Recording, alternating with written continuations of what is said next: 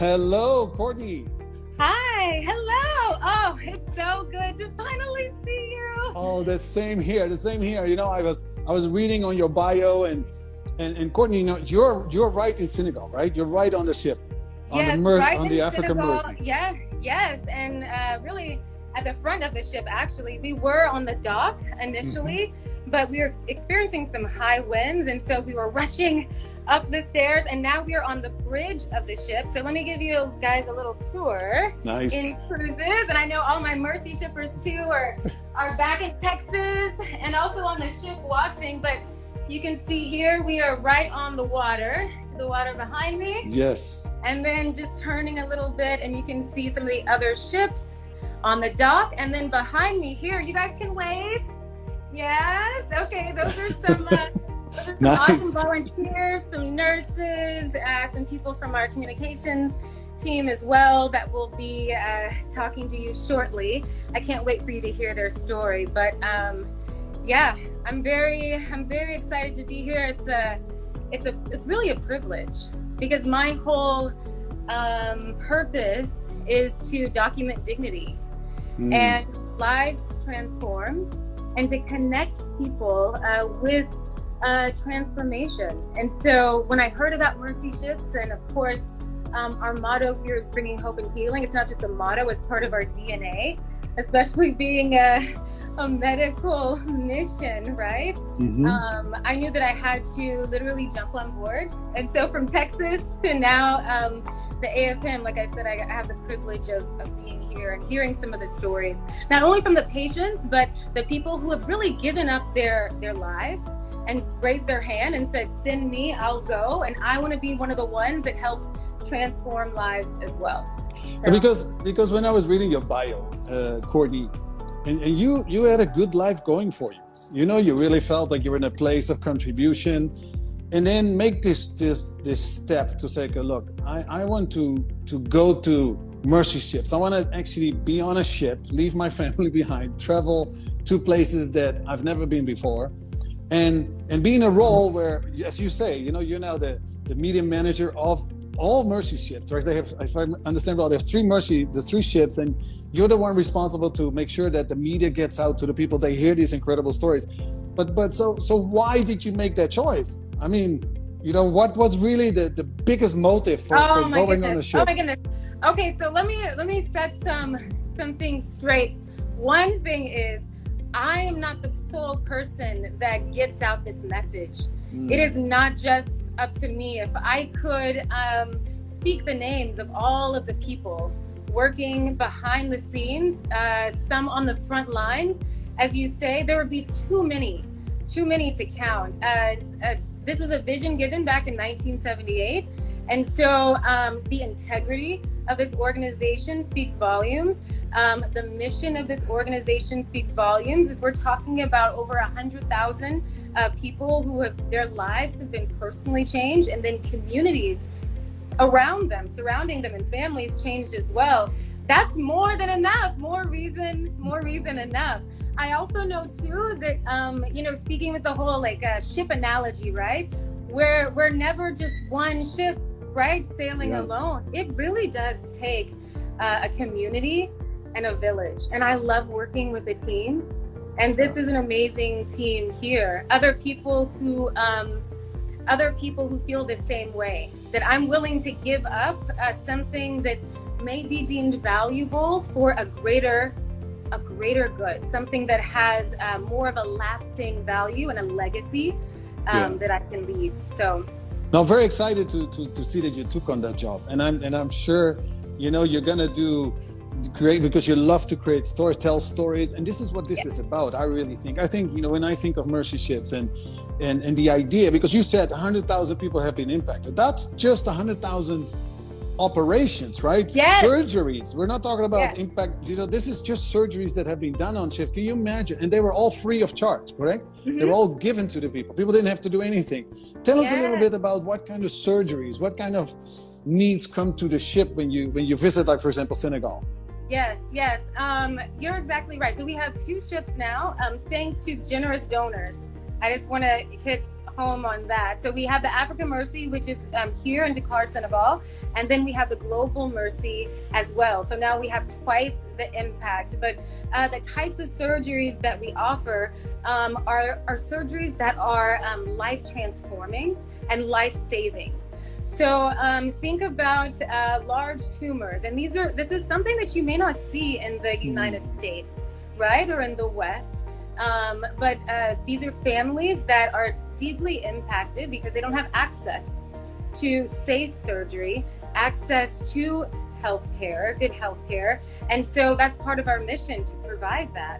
Now, yes. Let me ask you this: you know, when you're on the ship, right, and basically, so you're one of the staff members, but most of the crew they're all volunteers, correct?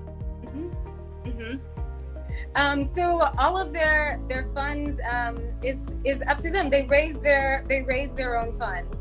They raise their own funds. So everything they have to raise, and so that's why donations again are so important as well. So let's say you're a doctor and you say, look, I'm so in love with the mission of Mercy Ships, and I want to dedicate 2 months of my year, and I want to help operate on eyes, or I want to help operate on tumors or whatever is needed. That person pays for his own stay on the ship? Own stay on the ship, yes. Wow. Yeah. So there must be something more than just having a fun, but it doesn't look like you're going on a cruise. You're actually going on a mission. Yes, you are that's exactly right. That's exactly very, right. Very nice. So, now, the other thing which I think is very important to mention is that, you know, you're not just going there and then the people who want to be helped and can be helped in that short time span just depend on the ship. What is it that Mercy Ship also does when it comes to creating training centers and people that are actually in the country that continue the work? I mean, I also understand that in Mercy Ships you have a whole, you have a way to bring on doctors, nurses on the ship and to train them so that the people don't depend on the ship and the doctors that come once in a while, but they can actually do the work there. Tell us about that tremendous work. Yes. So not just the surgeries, but sustainability as well. And so for that, I actually want to bring in one of our volunteers, Matt, who's been volunteering. Yes, Matt, come on. Yes, yeah, come on, Matt. Come over. Our MCB program. And let's see, Matt, say hello. Hey, how are you doing, Matt? Great to see you. Great to meet you. I'm doing very well, thank you. You know, Matt, tell us about that part of the training specifically, because, you know, I just know that you're on the ship and you're not in the medical section, as it were. You're not one of the doctors but still there's all families on the ship, correct? So there's a whole tribe of people that make this floating city hospital work. What is your role in the ship? For sure. Yeah, I think you hit it on the head there. Not medical at all, but I'm actually working as an administrative assistant for what we call the medical capacity building. In short, we say MCB because it's always a mouthful. But what that means is I essentially support the project managers who go out and run the courses, and they in turn are partnering with worldwide global partners to enforce globally recognized training. So it's accredited by organizations, so we're giving top quality training to the people who wouldn't regularly have a chance to get access to that. When you say people, you mean nurses, doctors? What does that include? Yeah, so usually I would be including specifically healthcare professionals, but as of last year, we actually recognized a real need of growth in the mental health sector. And so we're reaching out to even spiritual support as well, so church leaders as well as healthcare professionals. So when I say people, I do really mean the whole bandwidth. In other words, it's a holistic approach to the health of the person's life, and then also helping them to become what they need to become. It's so awesome. Now tell us why are you, because you've been there for several years, right, with Mercy Ships. So for myself, I first came onto the ship in 2020, decided to dip my toe in the water, as we say, and fell in love with it. So I first served in the dining room, just feeding people 3 times a day, as we like to be fed. But then got the opportunity to serve with MCB. And so I came back and decided to commit to a 2-year commitment, really seeing out the long-term prospect there. And I guess similar to you guys looking to do it again, I guess I decided to come back and do it again. So that's awesome. That's awesome. Well, thank you so much, for your participation and for your work there, because you're one of these. So how many staff members, how many volunteers are on the ship, actually, on the Africa Mercy? So within field service, we have about 300 to 400 crew, and then we'll have day crew. So we do employ the local Senegalese to support us, and without them, we really wouldn't be able to get this thing going. So they're invaluable, and we have about close to 200 local Senegalese day crew who support us in this mission. So really partnering with the country itself in bringing the hope and healing, as you say. Now, Matt, if you could say something to the people that are listening now. We have people from InCruises, we have partner members, they love to cruise, they identify with ships, right? But at the same time, we know that they want to help. Many of them want to say, look, how can I help in the mission like you have? What would you tell them? Why would they need to help? Why would they at this moment say, look, I want to give, $1,000 or $500 or whatever I can give, to Mercy ships? For sure. I think what has blown my mind is just you don't know what you don't know. And when I stepped onto here, there's so much help that is offered, there's so much love that's given, and that's all made feasible by the generous contributions. So I'd say if they can give, to give, but also if they love ships, then come on down and come and support. There's a whole village on board here, so we'd love to have you with us. Yeah, that's another thing. People can volunteer, like you did, so you raise your own, your own money to sustain yourself during that time, and then you could. Okay, well, we need to talk about that too, because we need to include that in our cruising packages. One would be Mercy ship, help the world, help people. That would be awesome. Well, Matt, we want to move on to. I would like to talk also to Mary, if Mary is there. Yes. Mary.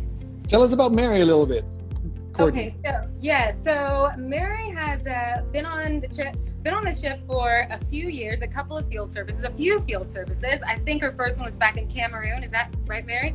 Okay, she'll tell you a little bit more about that and why the AFM is deemed the love boat. Oh. Okay, we call the Africa Mercy here the love boat. For a specific reason. So Mary's in some scrubs. She just finished work. I'll let her finish the story. All right. Hello. Hey, Mary, nice to meet you. Where are you from? Thank you. I'm from the States, most specifically Pennsylvania. Wow. Now, I'm going to read here what it says. Nurse in maxillofacial surgical ward. Got it. Perfect. Now that's a mouthful. I actually know about it because of a doctor that treated me, and he told me about what he does. He does that. It's the restoration, right, of the face. It's things that are deformed, isn't it? Tell us about what that means. What does that include when you're watching over people or helping that department in the ship when it comes to facial restoration? Yeah. So basically, that's a very big fancy word for any kind of tumor or defect that happens in your face or your neck area. Yeah. Things that we see a lot are really big facial tumors that either occur on your jaw or on your any other bones in your face.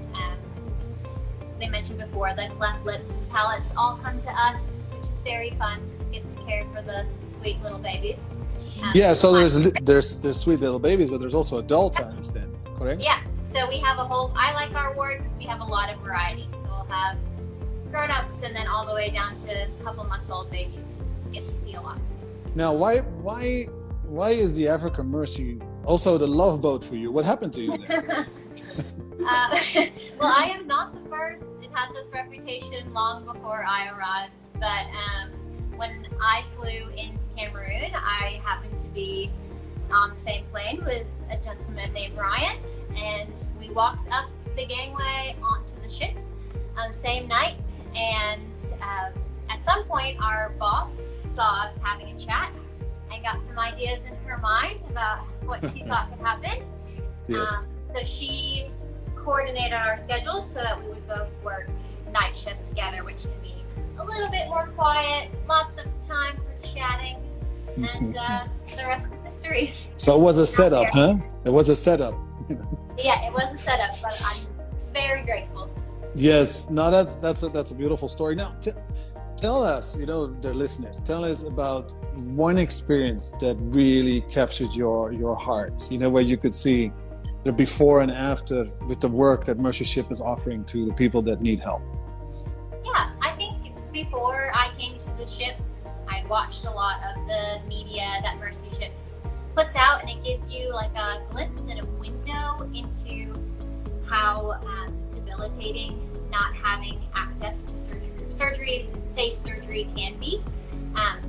So I already had that passion and excitement to be a part of those transformations, but it wasn't truly until I sat down next to a patient. She was about 11, and she had come from one of the really rural areas in Cameroon. She had a large facial tumor that was impacting her ability to breathe and her ability to eat. So she was severely malnourished. And she was one of our patients who we actually got into the surgical schedule emergently before. Normally we have a little time and we'll schedule them in pretty far out, but she didn't have that time. And I think sitting next to her bed and just realizing that if the ship hadn't come to this country at this time for this little girl, that she might not have had a future. And that the image of that little girl as she came into our ward and as we got to know her will stay with me forever. That's so beautiful. I think there is nothing more beautiful to see how your contribution, can transform a life, and that person can live the life to the fullest because of what you did.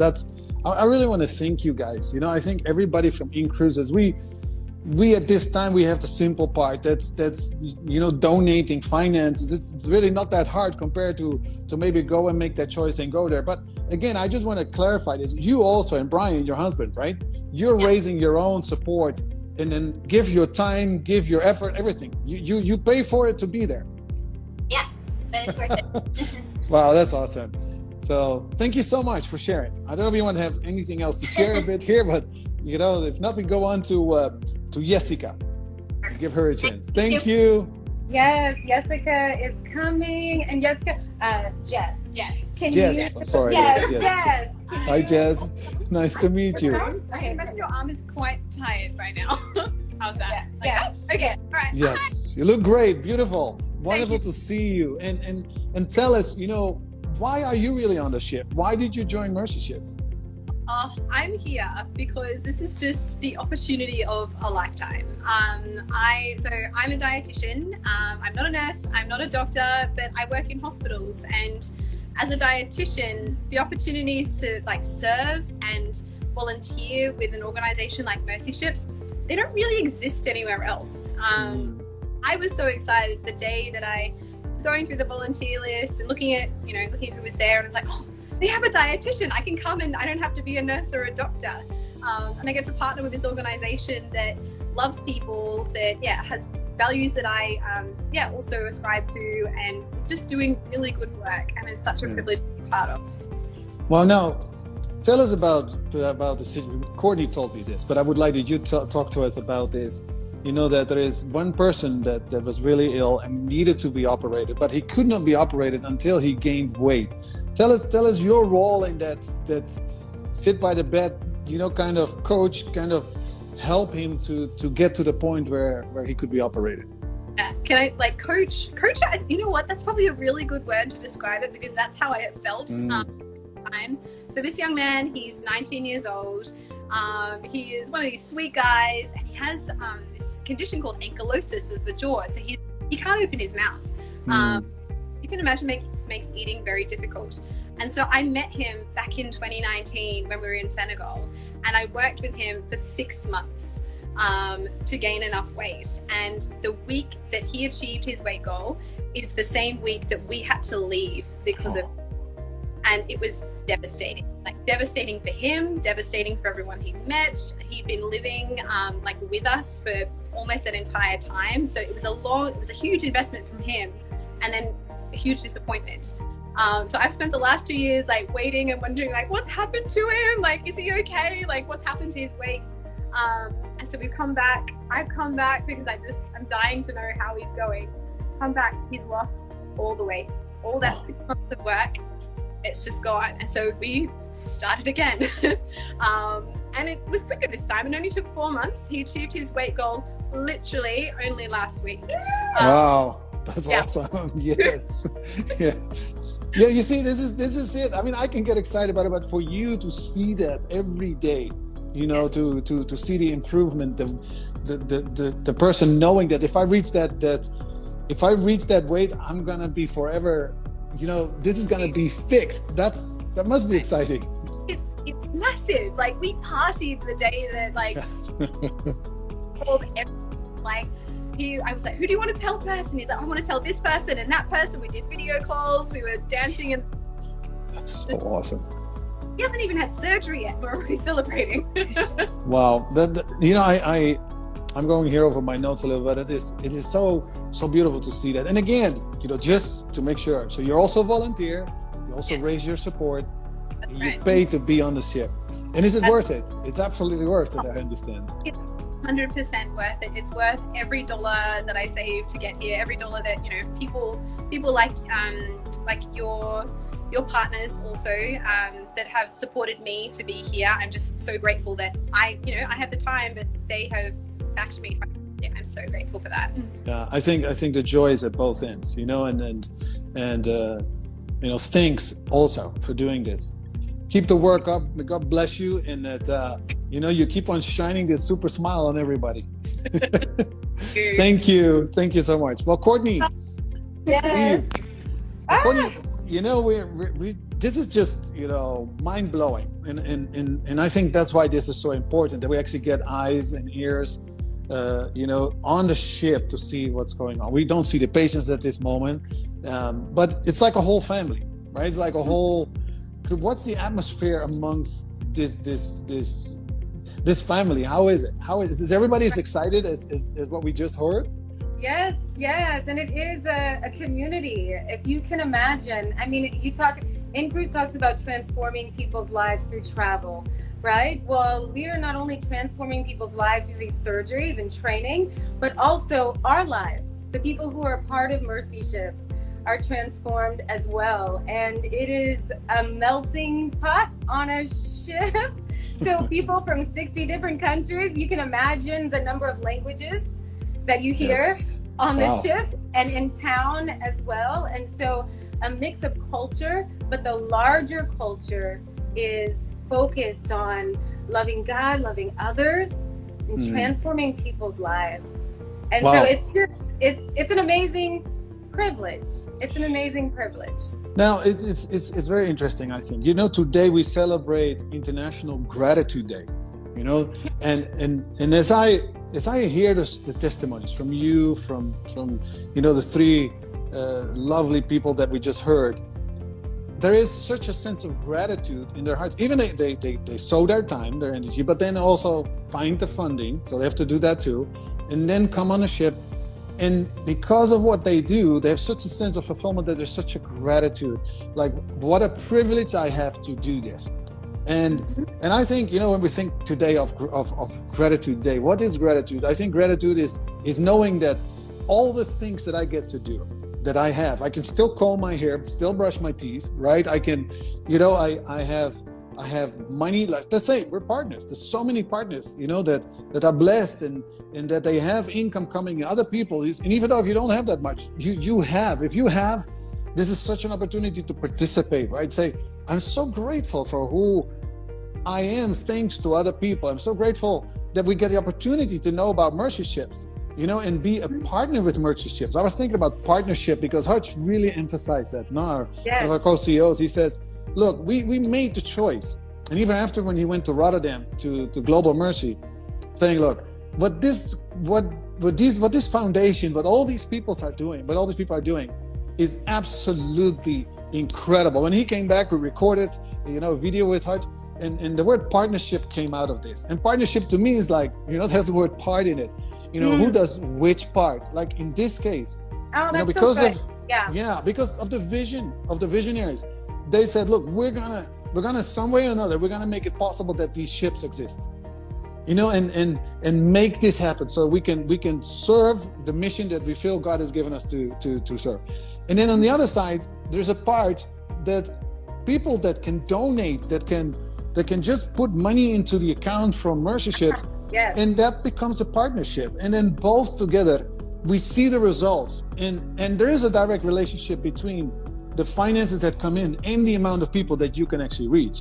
Because you have now 2 ships, but you could have 4 ships, right? Mm-hmm. So, and touch many more lives. And so I was thinking about that. And, you know, the other thing I really think, and then I want to give you a chance to really encourage us to take action, right? Is that there is no greater joy, I believe, you know, than contributing to the welfare of others. You know, I've now just become a grandparent, you know, a grandfather. Oh, congratulations. And a little girl, Maya Joy, she, you know, I love my daughter, and it's like reliving my daughter. But the fact is that when my daughter was a little baby, she's now a mother, right? And she's the one now that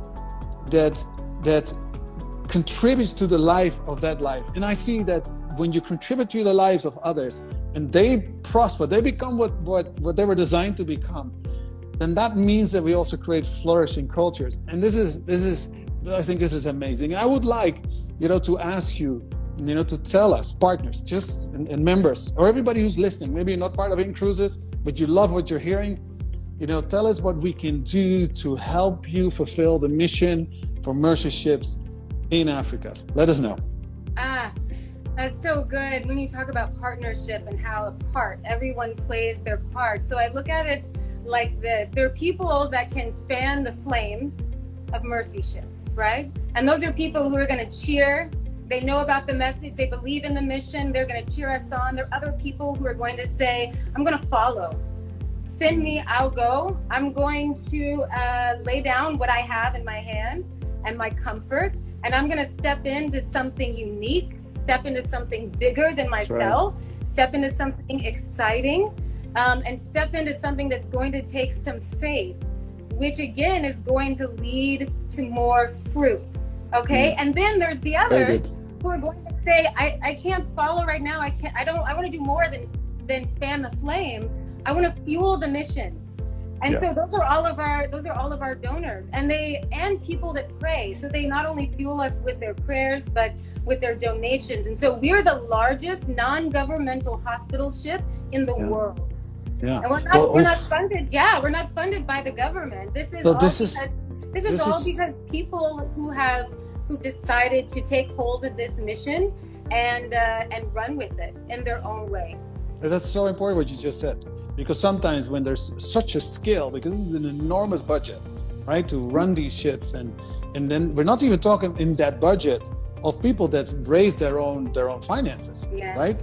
So I saw what the budget is, because it is a for nonprofit. You can see it, you can see where the money goes, and I was thinking, wow, God, this is awesome. At the same time, very important that this is not subsidized by any government funds. No taxes go into this. There's recognition from the government has been, so I think the founders got a special medal because of the impact that they've made in the world and throughout all these years. But that's important. So Mercy Ship just depends on people like us. Depends on people that say, look, we're going to make a donation. And it is tax deductible if you live in certain countries, correct? Because it is a for nonprofit. And I want to encourage, all the partners and all the members that are this moment listening to also from InCruises. You know, just think of what your donation will do in the lives of these children, of these persons, of the little testimonies, the short, small testimonies that we heard now, impacting people's lives forever. You know, and I was thinking, make it personal. Let's say it would be my granddaughter. Let's say it would be my child. What would I do? Suddenly becomes very personal. It's not just a picture or a video of someone. Now it is close to me. And what would I do? You know, I would do anything to make that happen, correct? And I think, look at it that way. Look at it if just right at this moment, you get this opportunity to see that child as if it was an extension of your family, and you can make a difference in that life. And not just that, they will train people, they will set up organizations that stay there actually are being helped also with the donation, so that in Senegal they're not depending on the ship to come. They will actually grow things there locally that they can help their own people. I think this is awesome. Now, the cool thing, if you're a partner and you have money in your wallet, you all know what I'm talking about. It's so easy to go to your wallet right now. You log into your back office and you see, okay, how much money do I have in my wallet? What a difference do I want to make? You know, and in the measure that you can, be generous. If today is the gratitude day, say, I'm so grateful for everything I have, and I'm so grateful for the opportunity to help. And then choose the amount that will make a difference. And in 3 seconds, that money is gonna go to Mercy Ships so that they can do what they have been called to do. Wow. Thank you so much, Courtney. This was awesome. Thank you. Thank you. I do want to say this one thing though, because Matt said it earlier. He said, you don't know what you don't know. So when we know better, we do better. And if people want to know more about Mercy Ships, please go to mercyships.org and you can hear some of these stories. But I literally, when you look at the people that come, they are just like you and I. They are. The difference is they don't have access. And so we're bringing that to them. I start to think about some of the surgeries that we have on the west coast of Africa. They're not more children born with cleft lip than in America, but only in America we have access to change that very quickly. And so to know that we not only offer these surgeries to transform physical and external appearance, but the internal presence of someone is dynamic. And that's awesome. Yes, on this day of gratitude, there's so many things that I'm grateful for, and it would be such a value to see our partners continue to fuel and fan the flame of Mercy Ships. Well, we said we will do it again, and we want to go more. I want to challenge everybody. We want to go more than 300,000. You know, if everybody just thinks about, we have so many partners. If you just think about what you could do, you know, we could reach much more and then make that impact. Now, just for those that are watching at this time and are not partners and they don't know maybe much about how to donate, you know, when you go to the bio of our Instagram account, you'll see like a little click, you know, little what's it called, URL that you can click on. It has the word bio in it. When you go to that screen, it will say click here to donate to Mercy Ships. So use that opportunity. Go right now. Don't wait until tomorrow, because you might forget about this awesome opportunity. Make this day, which is the gratitude day, the day where you show your gratitude by taking action and knowing that your money is going to be used wisely and it's going to go to the places where it needs to go. Well, thanks, Courtney. Thank you for your time. It was great to get to know you. I hope we connect again in the future. And may God bless you all in everything you do. Yes, we're just going to wave bye to you. Goodbye. Awesome. Thank you, guys. Thanks so much. See you. Bye. See you.